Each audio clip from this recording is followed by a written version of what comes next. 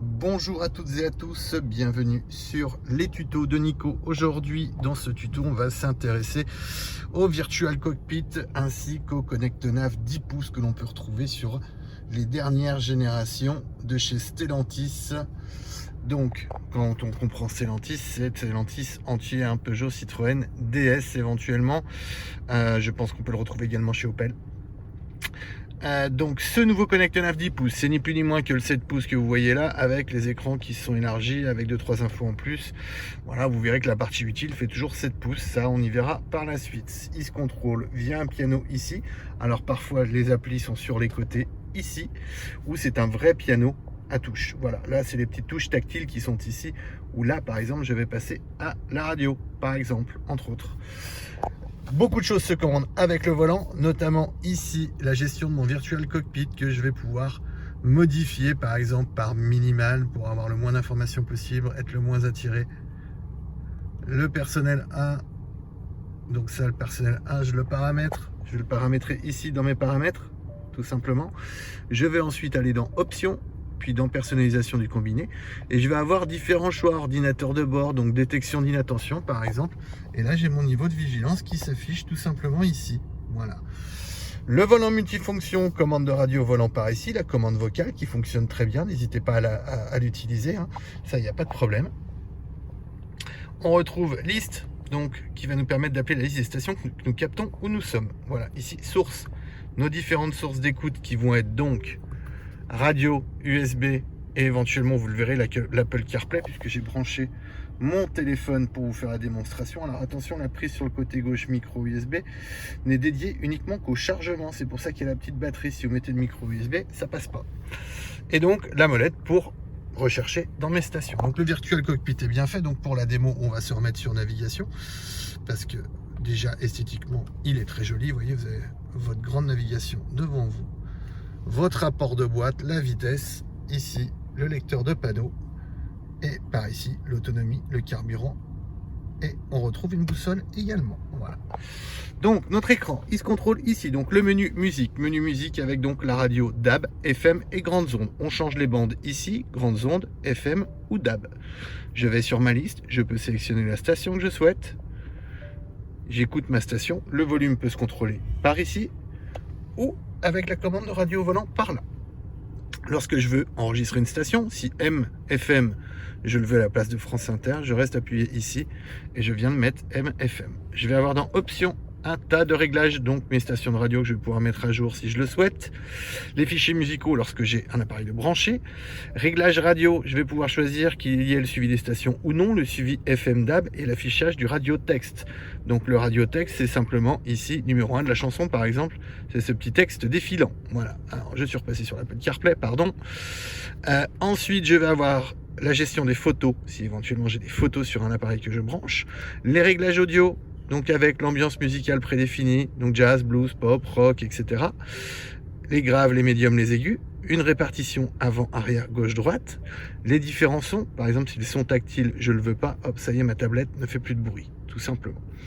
La ventilation par ici, donc ventilation automatique en l'occurrence monozone ici, donc j'appuie sur auto et je valide ma climatisation automatique. Il y a un raccourci, si j'appuie là, je change ma température et je reviens en arrière, simplement. C'est un simple raccourci que vous avez ici.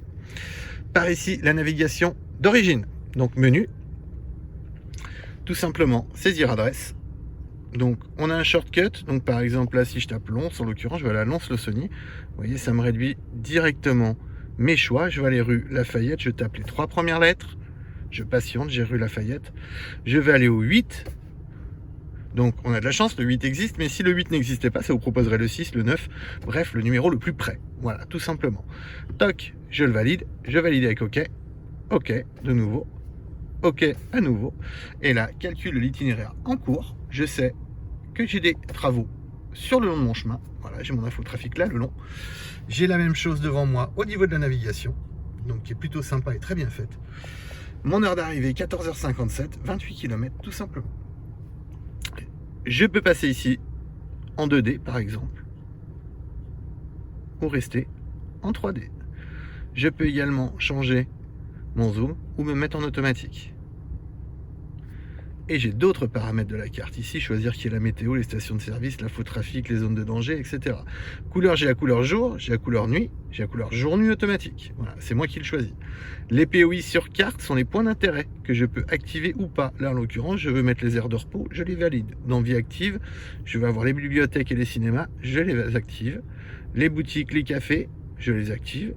Public, l'administration, les banques, je les veux. Géographique, caractéristiques géographiques.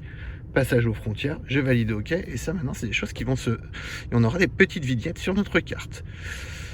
Menu, arrêter guidage, et je désactive le guidage tout simplement. Je peux le faire vocalement aussi, en disant arrêter guidage, en appuyant sur mon petit bouton sur le volant.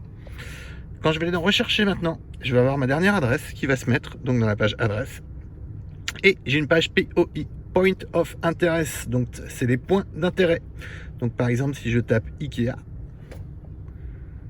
ça va me proposer les Ikea les plus proches. Alors en l'occurrence, pour moi, le plus proche c'est en Suisse, c'est Aubonne, mais Ikea Dijon, clac, je clique, ça m'envoie directement. Et donc c'est une base européenne. Voilà. Toc. Vous retrouvez également donc dans le menu par ici vos dernières destinations ici. Alors vous pouvez mettre maison ou travail. Toujours pareil, maison, je déconseille. Hein. Si vos clés sont dans la voiture, vous faites voler votre voiture, ils arrivent chez vous avant vous grâce au petit bouton maison. Donc vaut mieux que votre adresse soit noyée dans la dernière destination. C'est beaucoup mieux. Et mes dernières destinations, donc dans récentes, tout simplement. Je vais pouvoir changer mes critères de guidage par ici. Voilà. Donc alors vous voyez, il y a plein de choses. Hein. Rapide, court, écologique, compromis. Désactiver les autoroutes, désactiver les routes à péage, désactiver les ferries. La prise en compte du trafic, elle peut être automatique, ce qui veut dire qu'à chaque fois qu'il trouve un détour qui va vous faire gagner du temps, ça va le prendre. Voilà. Vaut mieux que ce soit manuel et que vous l'autorisiez. Ça, il me semble. Vous pouvez faire un itinéraire avec étapes si vous le souhaitez. Dans réglages, vous aurez d'autres réglages. Par exemple, dans les grandes villes, vous allez pouvoir avoir la matérialisation en 3D des bâtiments. Autorisation de déclaration de zone de danger, c'est si vous souhaitez déclarer éventuellement des virages dangereux. Je le dis pas trop fort, des radars par exemple. Le conseil de fin de trajet à pied, c'est bien de le laisser quand on est en ville, puisque ça va vous garer dans le parking le plus proche de votre destination, au lieu de vous mettre devant, et s'il n'y a pas de place du tout, on est le bec dans l'eau, là c'est pas plus mal. Les différentes alertes que vous pouvez choisir de mettre, le vocal, donc activer les messages de guidage, là vous pourrez les désactiver si vous n'en voulez pas, et là vous avez les infos sur votre cartographie, tout simplement ici. On valide avec OK. Je passe à côté de navigation sur la petite voiture. Donc là, ce seront les réglages de ma voiture. Alors celle-ci, pardon, excusez-moi. Celle-ci est très complète. Commutation automatique des feux de route, le start and stop, le dos stationnement, l'antipatinage, le détection de sous-gonflage. Et on va avoir l'antipatinage qui est désactivable aussi. Et le check pour nous dire si on a des défauts. On a d'autres réglages fins que l'on peut faire ici. Donc par exemple, stationnement, blocage, rabattement des rétros. Excusez-moi, c'est si vous ne souhaitez pas rabattre les rétroviseurs. Essuyage arrière en marche arrière, si vous voulez, à chaque fois que vous mettez la marche arrière et qu'il pleut, que les essuie-vides se mettent en route. Les feux, éclairage d'accueil et d'accompagnement. L'éclairage d'accompagnement, quand vous fermez votre voiture, les feux restent allumés pendant 15, 30 ou 60 secondes au choix. De même pour l'éclairage d'accueil lorsque vous l'ouvrez à distance. Le confort, déverrouillage conducteur seul, chez nous c'est pas la norme, c'est-à-dire qu'on ouvre les 5 portes, voilà, y compris le coffre. On peut choisir que ça n'ouvre que la porte conducteur, et à ce moment-là, il faudra venir déverrouiller les autres portes avec ce bouton-ci où il y a le cadenas. L'éclairage d'ambiance que l'on va pouvoir choisir, donc déjà, premièrement, la couleur, vous allez voir, donc là, j'ai mis du rouge, mais si je veux du quartz comme les surpiqûres, me voilà en quartz, tout simplement. Toc. Et donc, on va pouvoir choisir la luminosité également. Toc. Et l'accès main libre automatique, ça veut tout simplement dire que dès que vous éloignez, le véhicule se ferme, les rétros se replient. Et dès que vous approchez de la voiture, elle s'ouvre toute seule, directement à l'approche de la clé. Sécurité, donc comme je vous l'ai dit, celle-ci est complète. On a l'active safety brake, freinage d'urgence, reconnaissance des panneaux et préconisation des vitesses pour circuler, l'alerte attention conducteur, une surveillance d'angle mort, donc c'est un petit voyant qui clignote dans les rétroviseurs, et la détection de panneaux de signalisation, c'est le lecteur de panneaux que vous retrouvez ici qui vous dit que là, sur la route la plus proche, on est limité à 50, tout simplement. Tac, voilà pour les réglages de la voiture. Ici, dans téléphone, en l'occurrence, je peux avoir le Bluetooth, mais là, j'ai branché ma voiture, donc là, j'ai tout simplement mon Apple CarPlay à moi, avec Waze. Voilà, c'est un régal à utiliser. Je me mets sur Deezer. Je vais pouvoir écouter mes fichiers musicaux. Je vais avoir mes listes, etc. Voilà, mes favoris, ma musique en aléatoire, tout ce qui est pour moi, bien entendu. Je peux avoir un menu partagé comme celui-ci. Et puis le menu de toutes les applis qu'on peut avoir. Donc vous voyez, j'ai WhatsApp, j'ai Deezer. Je peux naviguer avec plan aussi, hein, tout à fait, au niveau navigation.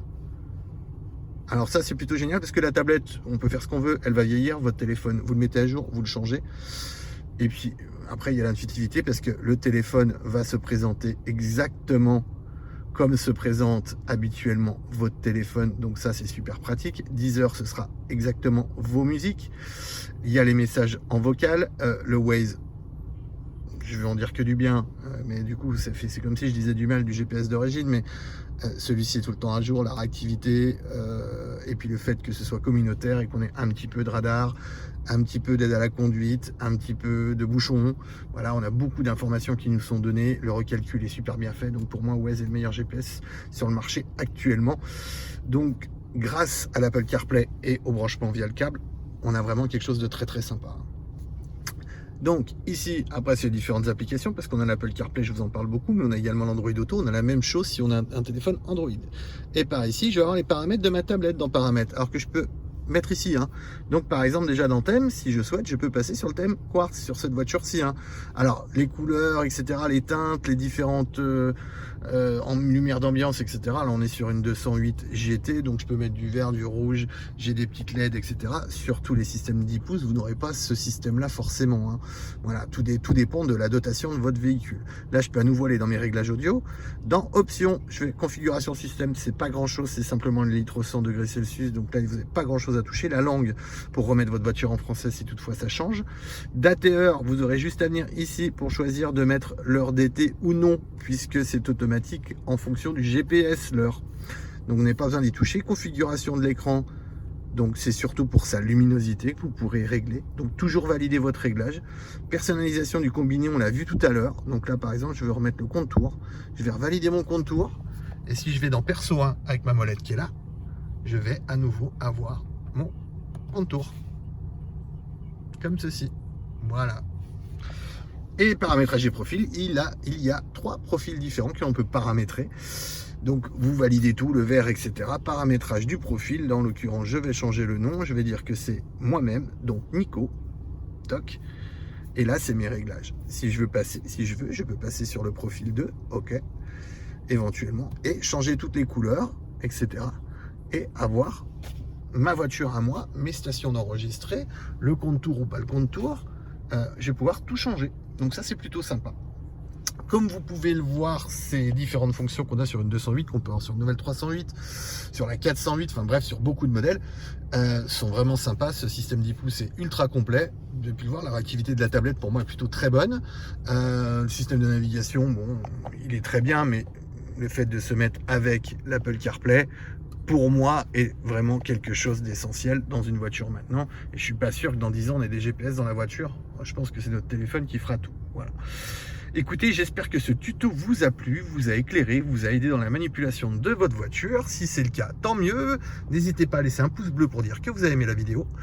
Et puis vous abonner, bien entendu, aux présentations de Nico. À très bientôt. Au revoir.